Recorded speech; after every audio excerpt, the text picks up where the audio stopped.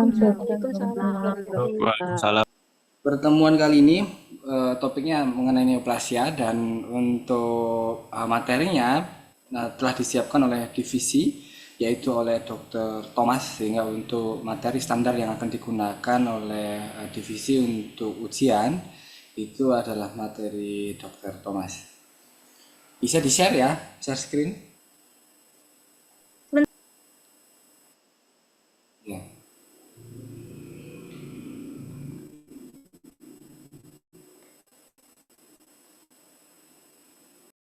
Materinya apa benar ini ya, dokter? Belum muncul. Part 1.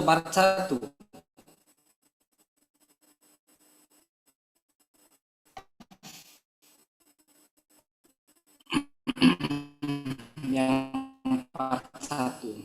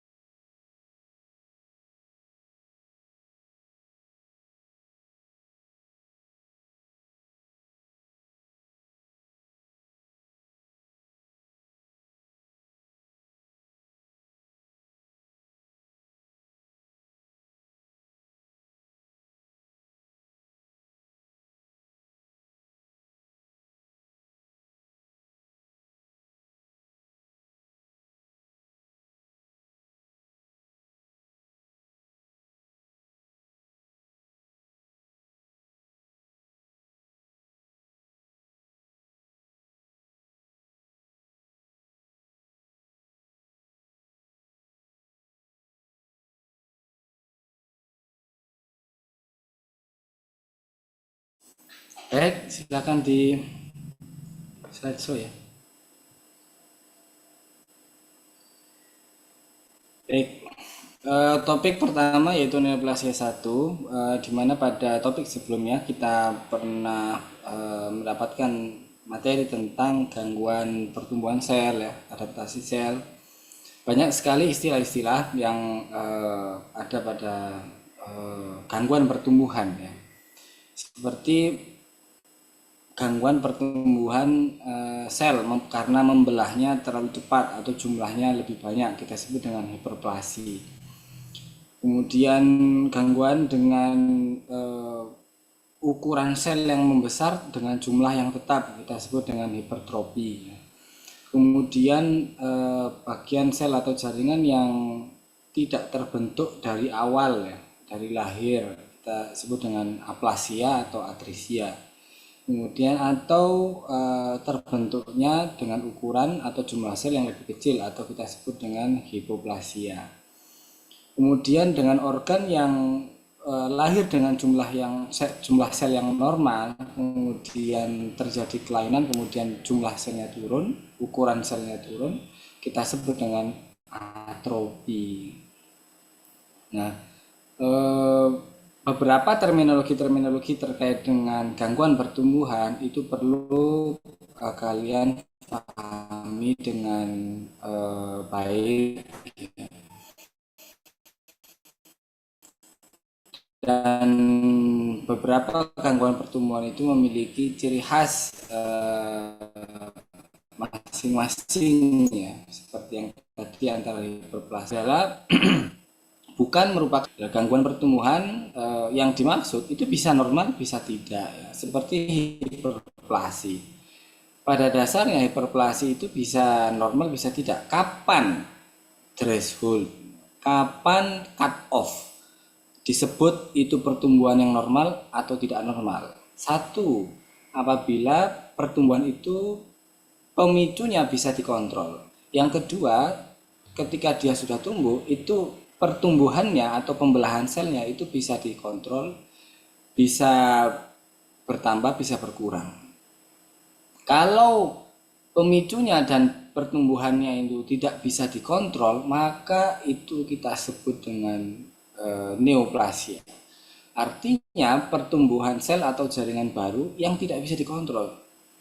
Maka pada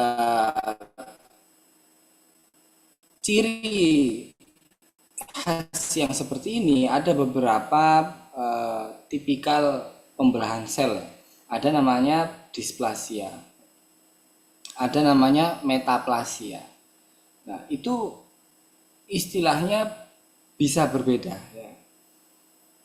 Pada displasia ya, itu jenis selnya sudah beda, fungsi selnya sudah beda, ya.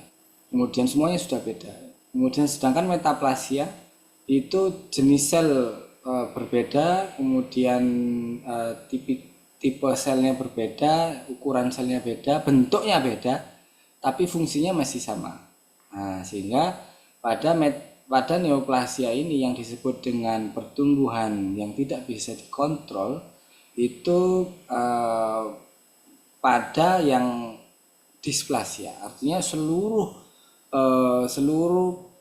sel, jenis sel, ukuran sel, fungsinya berubah.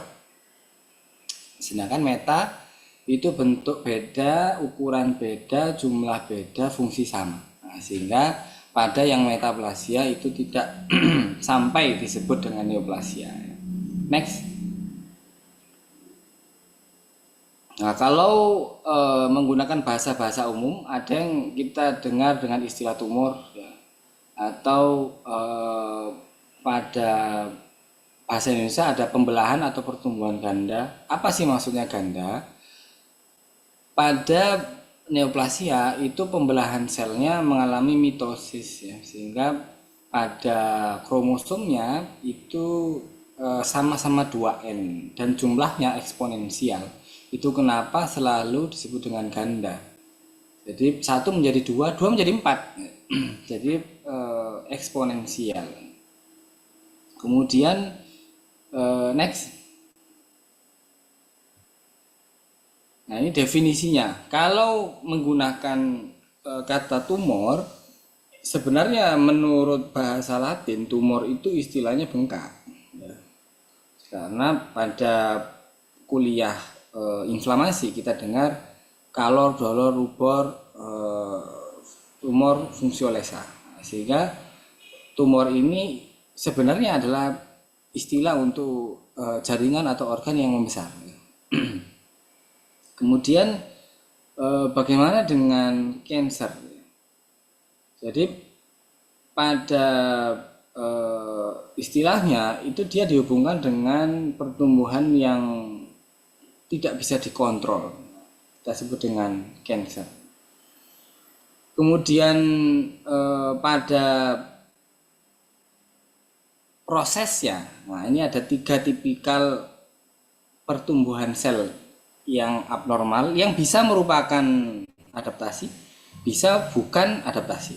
Nah, hiperplasi, hipertrofi, metaplasi, displasia. Kalau hiperplasi, hipertrofi, metaplasia itu masih bisa dikontrol, tapi kalau displasia sudah nggak bisa dikontrol. Sehingga kalau sel itu mengalami hiperplasi berkembang ke tumor, ada kemungkinan enggak. Kemudian hipertrofi, ada kemungkinan dia tumor, ada kemungkinan enggak. Itu juga dengan metaplasia. Tapi kalau displasia itu ada kecenderungan untuk berkembang menjadi tumor. Nah, keempat proses itu kita sebut dengan preneoplastik. Jadi enggak mesti. Jadi kalau seandainya contoh ya pada pertumbuhan otot ya, kalau kita nge-gym ya, jumlah sel ototnya bisa tambah banyak, kemudian ukurannya membesar atau hipertrofi. Apakah jadi tumor? Enggak, karena ketika dia berkembang bisa dikontrol. Kemudian hiperplasi, contohnya pada skabies ya, di mana terjadi hiperkeratosis. Ya. Tapi apakah sel yang membelah cukup banyak pada sel tanduk itu kemudian kita katakan neoplasia? Tidak, karena ketika skabiesnya itu mati atau kita obati kemudian sembuh, ternyata dia bisa kembali normal, tidak mengalami hiperplasia. Nah, yang seperti ini kalau kata kuncinya itu bisa dikontrol, maka bukan merupakan neoplasia. Next. Nah ini ya, contoh untuk yang hipertrofi itu ukuran selnya membesar, jumlahnya tetap. Hiperplasi ukurannya tetap, jumlahnya makin banyak. Metaplasia itu bentuknya, ukurannya beda. Jadi ada yang kecil, yang gede ya. Kemudian tapi fungsinya masih sama, ya epitel. Nah, tapi kalau displasia, displasia itu bisa saja kecenderungannya mengarah ke neoplasia karena jenis selnya sudah beda, ukuran selnya beda, bentuk selnya beda, fungsinya beda. Nah, maka kalau sudah sampai ke displasia itu cenderung berkembang ke neoplastik. Next. Nah, ini pengertiannya ya. Ada yang ngomong tumor, ada yang ngomong neoplasi, ada yang ngomong kanker. Nah, ini yang betul yang mana? Jadi istilahnya tumor dan kanker itu di dalam bahasa Indonesia juga cukup debatable ya. Pada bahasa patologi yang baku harusnya neoplasia. Nah, bukan kita sebut tumor atau kanker, tapi neoplasia. Lantas apa itu tumor? Tumor adalah massa yang tidak normal, yang tumbuhnya nggak normal, ya kemudian tidak bisa dikontrol, uncoordinated. Nah, jadi nggak bisa dikontrol atau nggak bisa dikoordinasikan. Jadi tumbuhnya itu disuruh berhenti nggak berhenti. Nah, maka disebut dengan tumor. Next. Nah, sekarang tahu ya. Apa itu neoplasia, apa itu tumor, apa itu kanker. Jadi semua itu neoplasia. Nah, kalau menyebut tumor atau kanker, biasanya kalau yang tumor itu bersifat benign, kalau yang cancer itu bersifat malignan. Tapi kan itu pergeseran di bahasa Indonesia ya. Saya ingatkan, itu pergeseran arti di bahasa Indonesia. Tapi di bahasa Inggrisnya, itu bisa juga berbeda makna dan penggunaan seperti yang di bahasa Indonesia, beda. Dan untuk menyebut neoplasia, itu kita harus tahu bagaimana cara menyebutnya. Jadi memberikan nama tumor atau nama kanker itu tidak boleh sembarangan. Oh ini tumor hati jinak, tumor hati ganas. Tidak seperti itu. Maka dalam istilah neoplasia kita sebut dengan nomenklatur atau cara menyebutkan istilah kanker atau tumor. Dan tumor itu harus disebutkan secara spesifik. Itu sel apa yang mengalami kanker, itu pasti ketahuan. Jadi kalau kalian itu membaca nama penyakit neoplasia, penyakit tumor atau kanker, itu pasti langsung sudah jelas sel apa yang mengalami neoplasia. Contoh yang di bawah, Sertoli sel tumor, berarti tumor sel Sertoli. Kemudian hepatoma, berarti sel hepatosit yang mengalami tumor. Nah, terus bagaimana, kapan kita menggunakan istilah yang oma-oma-oma, karsinoma atau sarkoma? Nah, itu kita pelajari setelah ini. Next.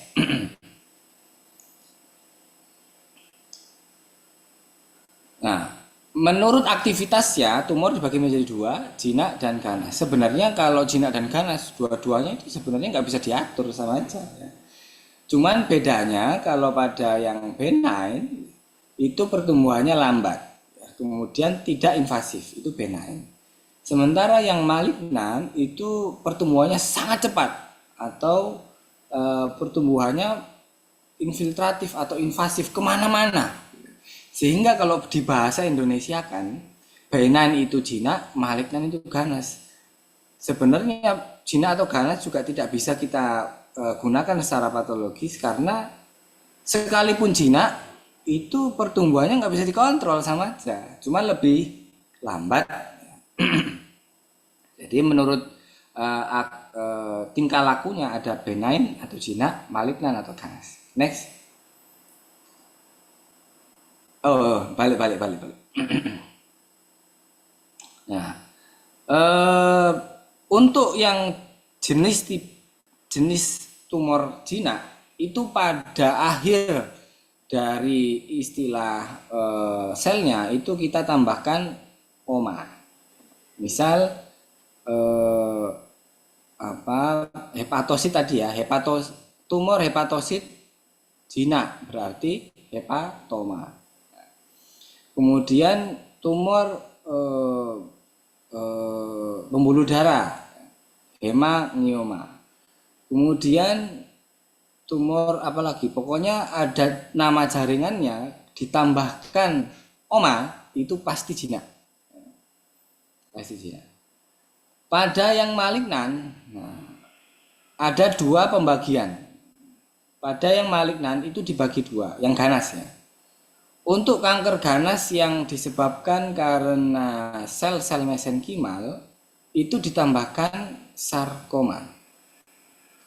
Sementara pada tumor ganas yang tergolong sel epitel atau kelenjar, maka kita sebut dengan karsinoma pada akhirnya. Contoh, pada malignan yang ganas pada fibroblas kita sebut dengan fibrosarkoma. Fibroblas ini bukan epitel, maka tergolong mesenkimal ya. Makanya dia disebutnya sarkoma. Sebaliknya pada kanker mame ya. Kanker mame yang disebabkan karena epitel kelenjar kita sebut dengan adenokarsinoma. Maka kalau sudah ada nama karsinoma itu pasti sel kankernya adalah epitel atau kelenjar. Selesai. Tapi kalau ada sarkoma berarti posisinya selnya itu bukan epitel atau bukan kelenjar. Seperti contohnya fibroblas. Next. Jadi kalau saya gambarkan ya, biar kalian gampang ya. Neoplasia ada dua ya, benign, kemudian sama malignan. Yang malignan juga dibagi menjadi dua.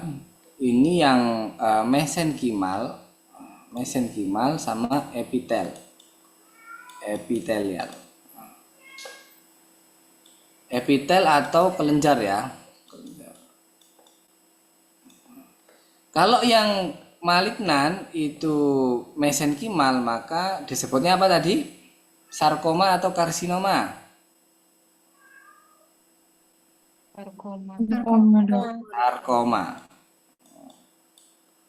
Sarkoma. Sementara yang epitel atau kelenjar kita sebut dengan karsinoma. Nah. Sampai sini paham ya? Jadi kalau kalian baca berita ya, kemudian baca ulasan-ulasan tentang penyakit-penyakit kanker, pokoknya kalau karsinoma itu sel yang mengalami tumor pasti antara epitel atau kelenjar, titik. Sementara kalau disebut dengan sarkoma berarti bukan epitel, bukan kelenjar, bisa fibroblas, bisa otot, bisa jaringan ikat dan lain-lain. Pokoknya bukan epitel dan kelenjar. Seperti tadi hepatosit ya. Hepatosit ini epitel atau mesenkimal?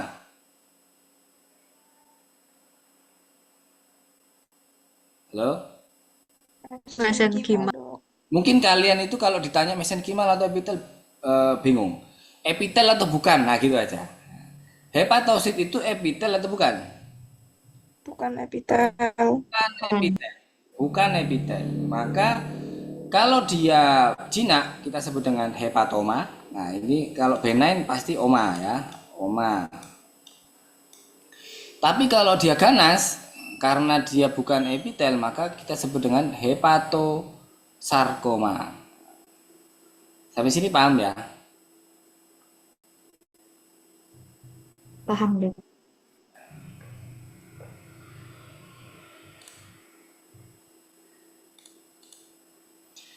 Penyebabnya bisa kapan sel itu mengalami hiperplasia, hipertrofi, metaplasia, displasia, itu bisa macam-macam. Bisa karena zat kimia, infeksi, ya, biologis, fisikal. Ya.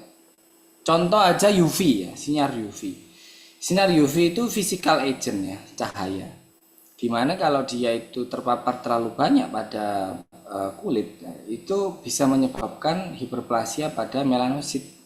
Dimana melanosit itu akan menghasilkan pigmen melanin. Sehingga ketika kalian itu berjemur kemudian menghitam, yang terjadi adalah melanoma menghasilkan melanin yang berlebihan atau melanositnya berproliferasi. Artinya apa? Di titik itu tubuh kalian dalam tanda kutip ya, di ujung tanduk bisa saja pertumbuhan melanositnya ini kelebihan, melaninnya kelebihan atau sebaliknya.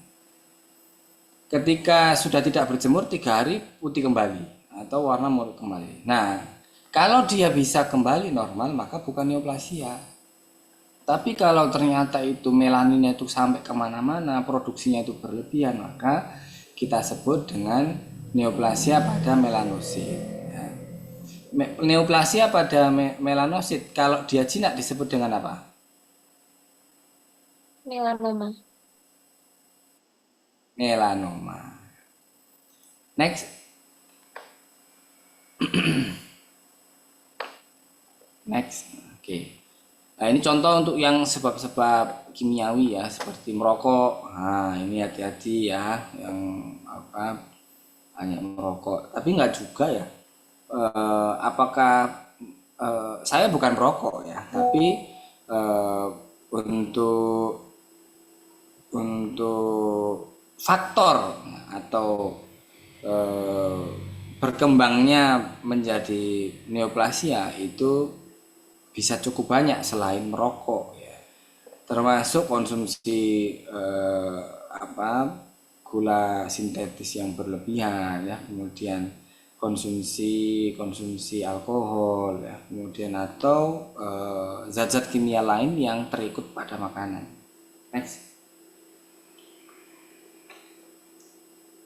Nah, ini kalau karena makanan ya, makanan. Next saja, nanti bisa dipelajari sendiri ya. Ini kalau infeksi. Nah, pertanyaannya sekarang, penyakit neoplasia itu penyakit infeksi atau bukan? Karena penyakit itu ada penyakit infeksius, ada non-infeksius. Nah, neoplasia ini penyakit infeksius atau bukan? Nah gitu.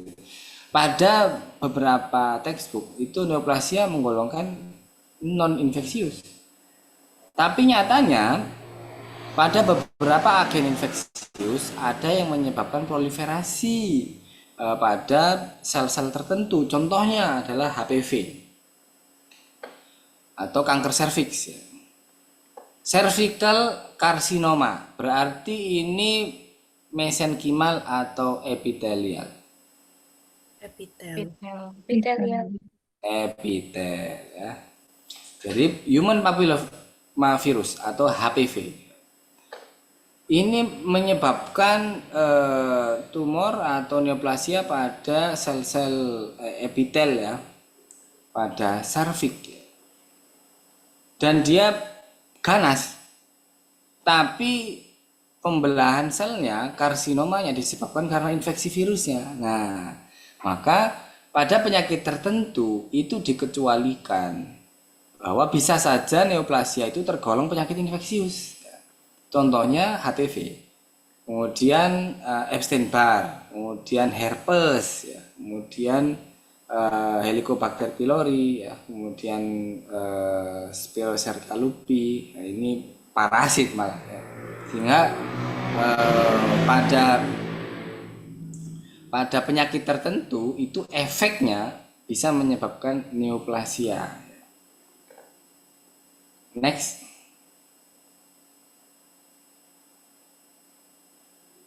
Nah, ini contohnya. Fibrosarkoma berarti epitel atau mesenkimal? Mesenkimal. Mesenkimal ya. Tadi yang masih bingung, kalian mungkin cara menjawabnya, cara berpikir nanti kalau di ujian biar tidak susah.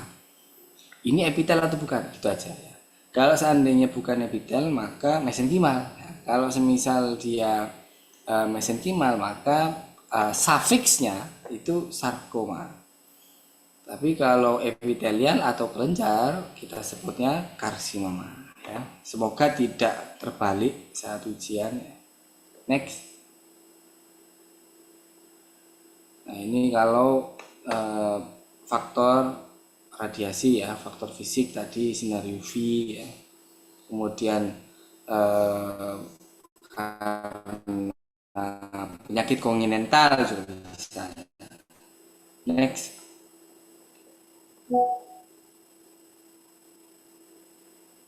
Terus hormon. Nah, hormon juga pada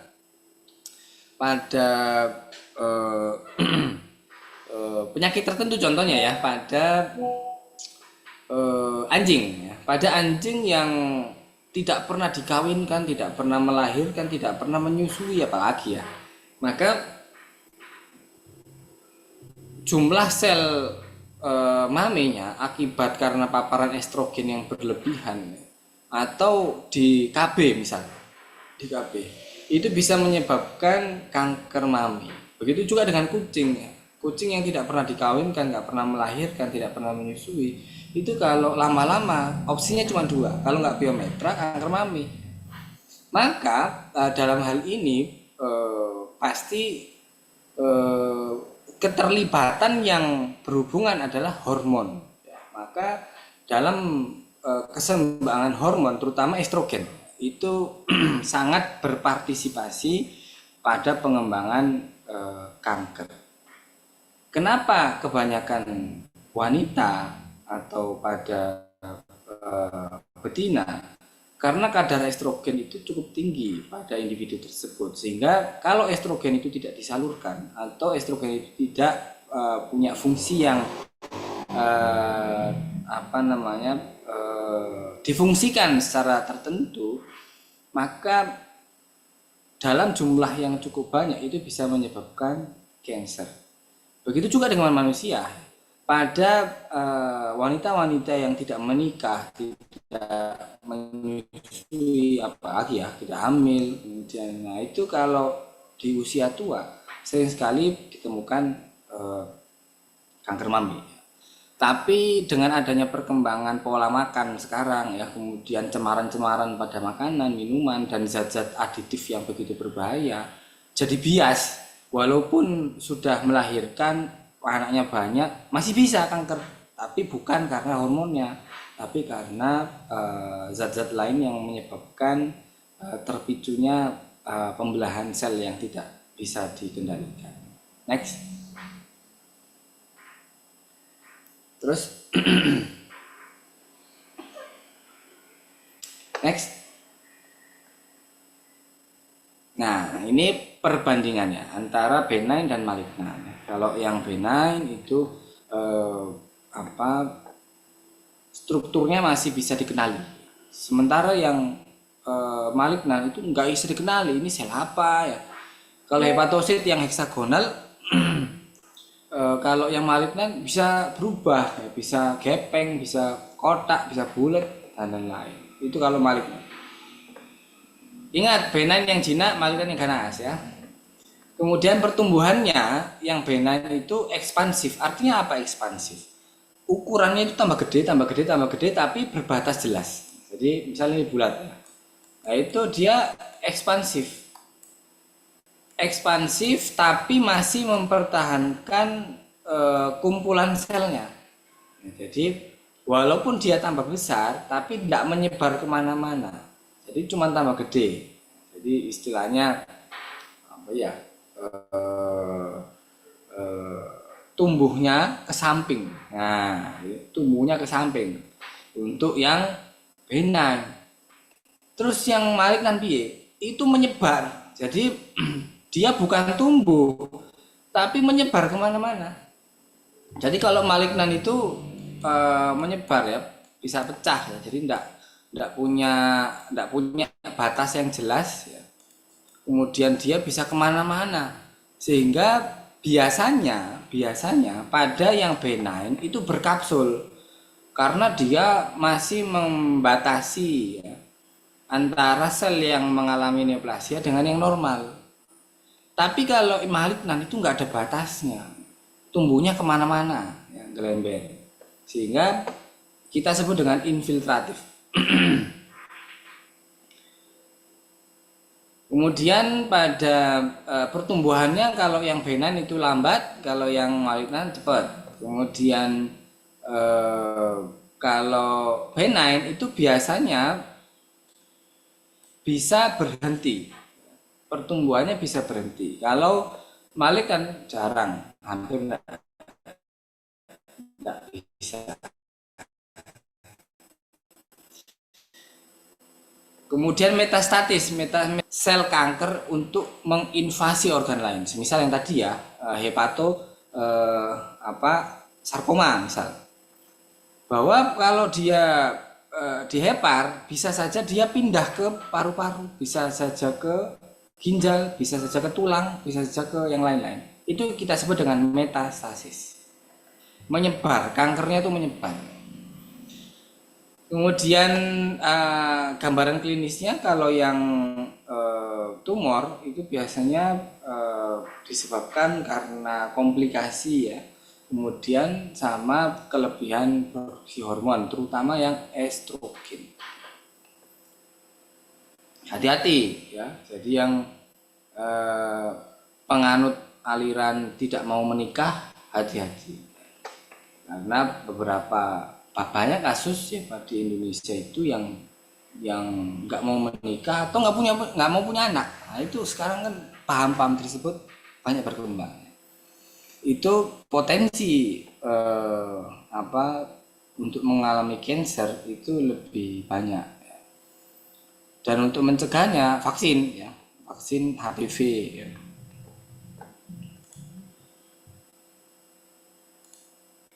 Next. Nah, ini contoh untuk yang kanker pada sel lemak. Kanker sel lemak atau neoplasia sel lemak yang jinak kita sebut dengan apa? Jinak berarti sufiksnya apa?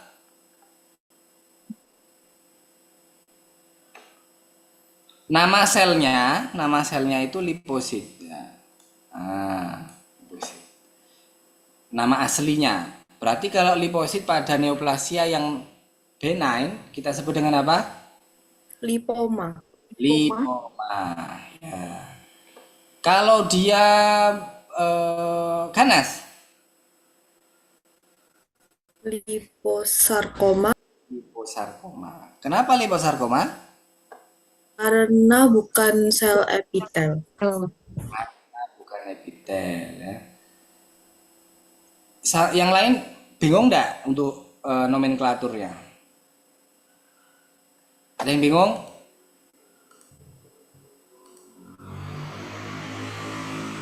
Narendra. Halo Narendra, bingung enggak?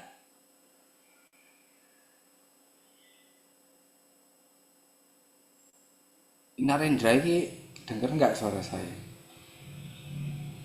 Ya dok. Nah, bingung enggak?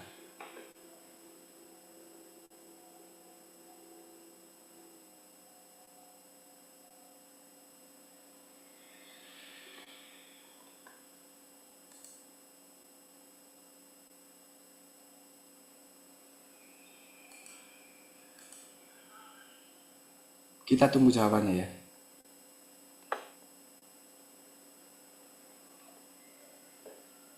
Aman dok. Kamu fokus enggak? Kalau fokus saya kick.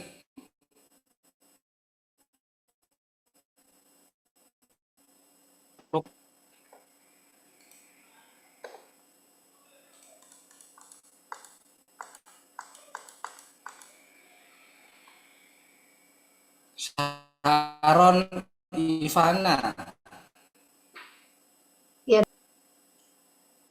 Paham, Ada? Dok. Iya. Saya lanjutkan ya, next.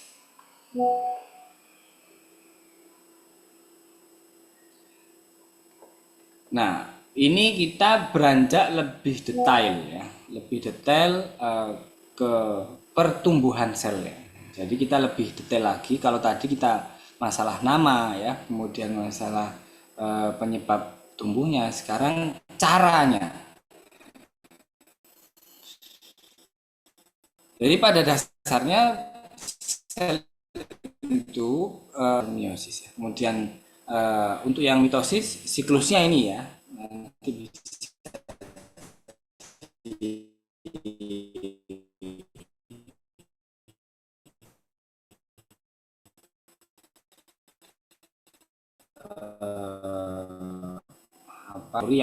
pembelahan sel itu ada metafase, anafase, telofase yang seperti yang ada pada teori-teori yang kalian sudah pelajari pada SMA. Dan apa hubungannya pada pengembangan neoplasia, perkembangan neoplasia? Bahwa pada siklus sel yang mitosis ya, sel itu akan membelah apabila ada perintah dari DNA. Dan akan berhenti membelah kalau ada perintah DNA. Pada mitosis yang normal, maka pembelahan mitosisnya itu bisa stabil, ya, sangat stabil apabila DNA yang menginduksi untuk growth promoternya dengan yang menghentikan mitosisnya itu homeostasis. Tapi kalau terjadi kerusakan pada DNA-nya pada fase tertentu, maka apakah itu pada setelah G1 ke S atau G2 ke M ya, pada fase pembelahan atau mitosis, itu bisa saja berdampak ya, pada hasil pembelahannya. Bisa saja pembelahannya nggak bisa berhenti karena DNA-nya rusak yang bagian menghentikan. Next. Nah. Pada tahap proliferasi, ini pada tahap proliferasi atau mitosis tadi ya, itu terjadi stimulatornya kelebihan, inhibitornya turun. Saya ulangi, stimulatornya atau growth promoternya atau growth factornya itu kebanyakan dibanding dengan inhibitornya. Sehingga efeknya apa? Bisa memperpendek siklus selnya. Harusnya dia istirahat, enggak jadi istirahat. Jadi harusnya dia masuk fase S atau sebelum S G1 ya, itu nggak jadi istirahat, membelah lagi, mitosis lagi. Akhirnya siklusnya jadi pendek. Nah, jadi proliferasi itu tidak selalu patologis atau tidak selalu neoplasia, bisa saja normal. Kapan? Ketika bisa dikontrol. Next.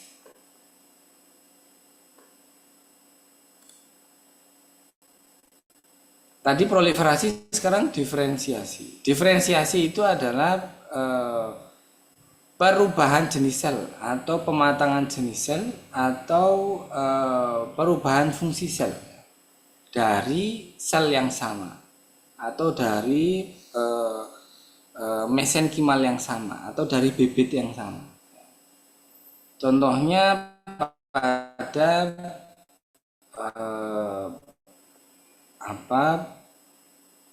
sel-sel yang ketika dilahirkan itu jumlahnya sudah ditetapkan, kemudian tidak bisa berubah ke bentuk yang lain. Contohnya sel jantung, kemudian sel otak.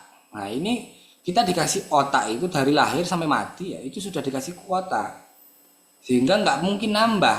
Jadi jumlah sel otak itu nggak mungkin nambah. Ya. Dan tidak mungkin berubah fungsi.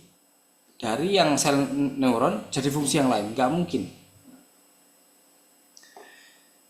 Sehingga pada penyakit-penyakit yang terjadi pada organ-organ ini ya, otak, jantung, ya, kemudian kulit itu kalau terjadi kelainan seringkali tampak perubahan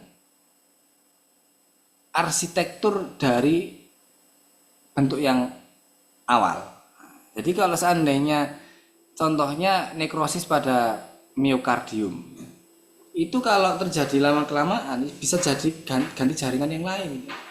Karena jumlahnya nggak akan nambah, nggak akan proliferasi. Beda dengan otot skeletal. Pada otot jantung sekali rusak keruak, nah, itu digantikan jaringan yang lain. Artinya diferensiasinya terminal, akhir wis. Pokoknya gitu, nggak bisa diganggu gugat. Berbeda dengan sel-sel yang diferensiasinya quiescence atau bisa berubah jadi bentuk lain. Contoh saluran pencernaan. Itu kalau kita makan nasi, makan daging, itu kan tergores ya, epitelnya pasti akan lepas.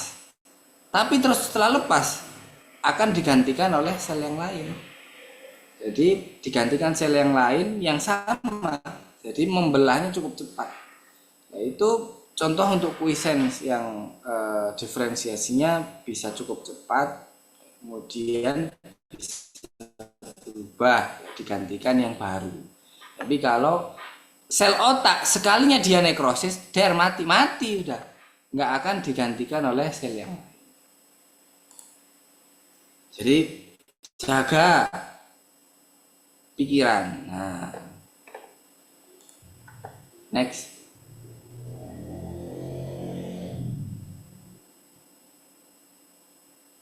Sekarang tadi kan pembelahan sel ya, proliferasi, diferensiasi ya. Sekarang kematian sel. Saya mau tanya, kematian itu baik apa buruk? Nah, ini secara umum, kita tidak bicara patologi. Kita tidak bicara patologi. Kematian itu baik atau buruk? Baik, Dok. Baik.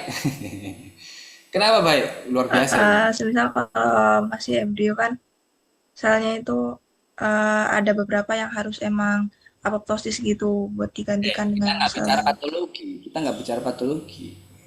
Kita bicara umum. Tidak terbatas pada sel, tidak terbatas pada patologi. Kira-kira kematian itu indah atau menyedihkan? Baik apa buruk?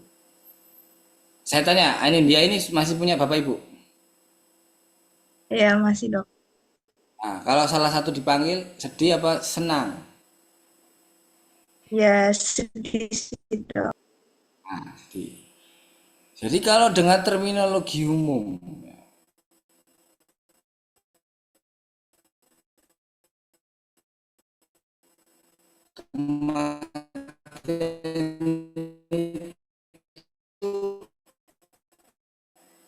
baik apa buruk?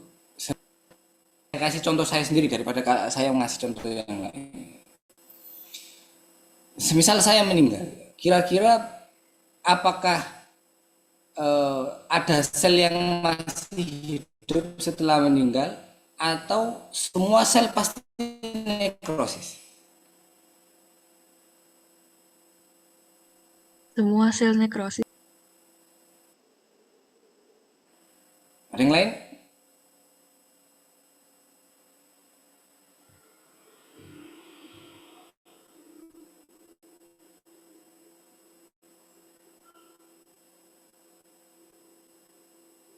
Ada sel yang masih hidup ketika kita sudah meninggal? Kayaknya semuanya mati, Dok, tapi ada beberapa yang mati. durasinya itu agak lama, misal kayak kuku Nah, atau rambut. tapi artinya mati kan? Nah, tetap mati. Jadi matinya seseorang itu diikuti oleh nekrosis keseluruhan sel. Jadi kalau semua selnya nekrosis, selnya itu mati ya sudah, orang ini nggak bisa hidup lagi karena selnya mati semua. Nah, artinya apa? Ketika nekrosis itu terjadi seluruh tubuh, ya, itu akan menyedihkan.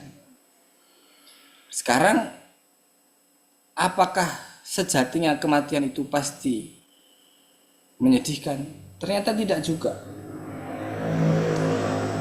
Contohnya adalah neoplasia.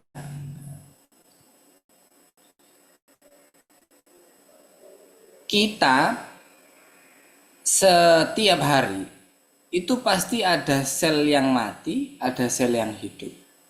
Kita hidup dari sel yang mati. Sampai sini paham enggak? Kita bisa hidup sampai detik ini karena ada sel yang mati. Jadi kita hidup karena sebuah kematian. Nah, bisa diresapi enggak? Bisa dong. Jadi kita hidup itu karena ada kematian. Dan ada kematian itu karena awalnya hidup.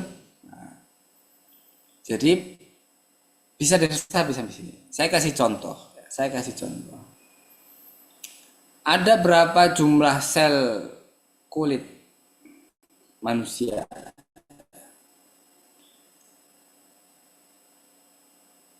Ada yang tahu? Tahu?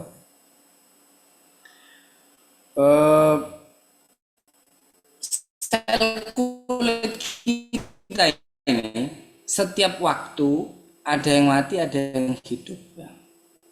Bayangkan sekarang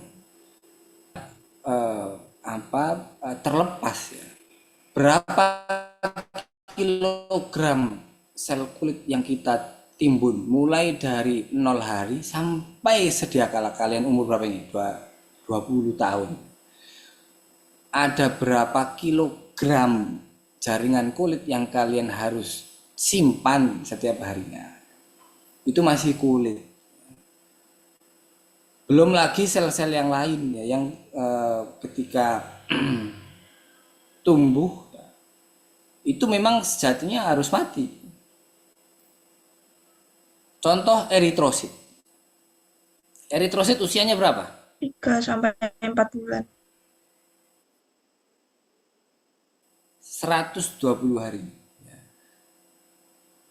Kenapa kok nggak abadi? Nah, kenapa nggak abadi sekalian? Kenapa harus mati? Harusnya menyedihkan dong kalau seandainya kematian itu adalah hal yang buruk. Ternyata ketika eritrosit itu mati, maka akan digantikan oleh eritrosit yang lain. Dan eritrosit yang lain itu bisa tumbuh karena ada yang mati. Nah, jadi kembali lagi bahwa kita itu hidup karena kematian. Karena ada kematian makanya kita hidup. Dan kematian itu ada karena ada yang hidup. Sehingga dalam konteks patologi, kematian itu adalah hal yang bisa saja baik. Jadi menjadi seorang patolog, menjadi seorang ahli patologi itu kita selalu berpikir apa ya istilahnya, husnuzon. Nah, jadi tidak berburuk sangka. Terus karena sakit, kemudian karena radang, karena demam ini terus kita bersedih ya atau kecewa. Tidak. Mekanisme untuk radang, mekanisme untuk demam, mekanisme untuk nyeri itu kalau kita pahami itu cukup panjang, dan untuk mencapai titik itu kita harus bersyukur. Karena kalau seandainya ada salah satu, salah dua, salah tiga faktor yang ada dalam tubuh kita itu kemudian berubah, maka proses itu tidak terjadi.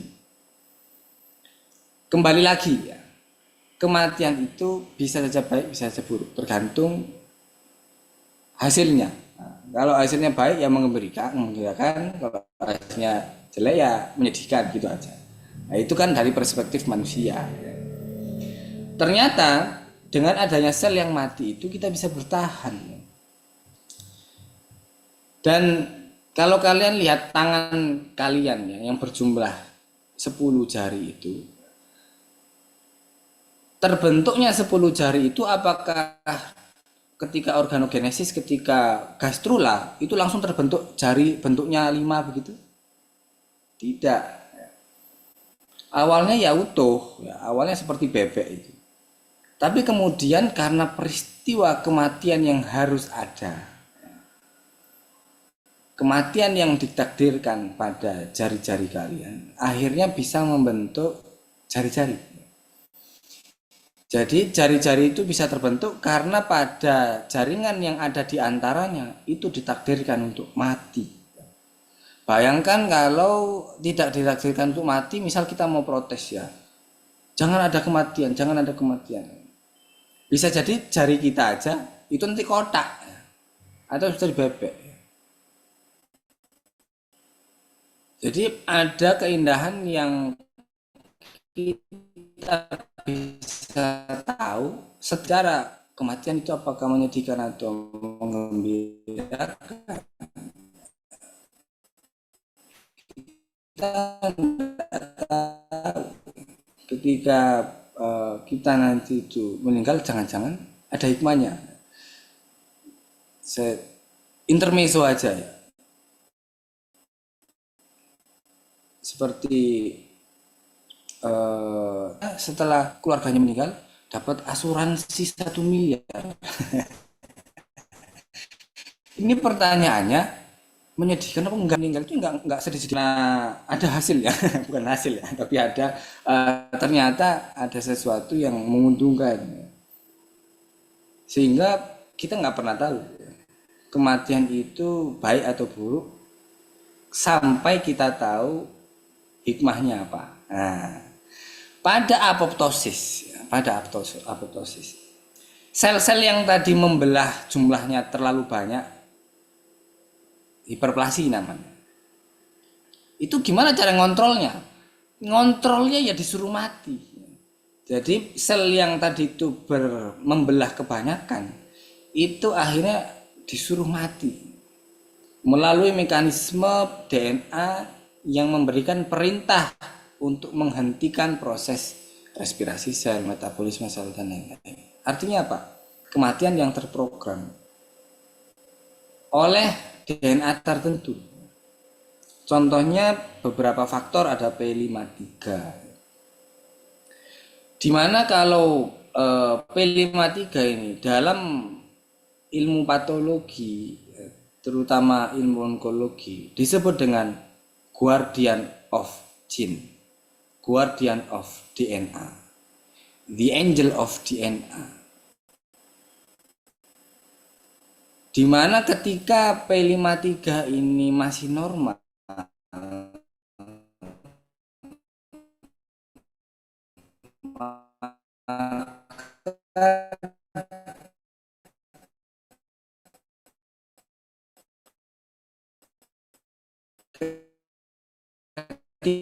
membaca selnya ini tumbuhnya itu kebanyakan, maka dia akan introspeksi diri, aku mati aja. Nah, jadi bunuh diri.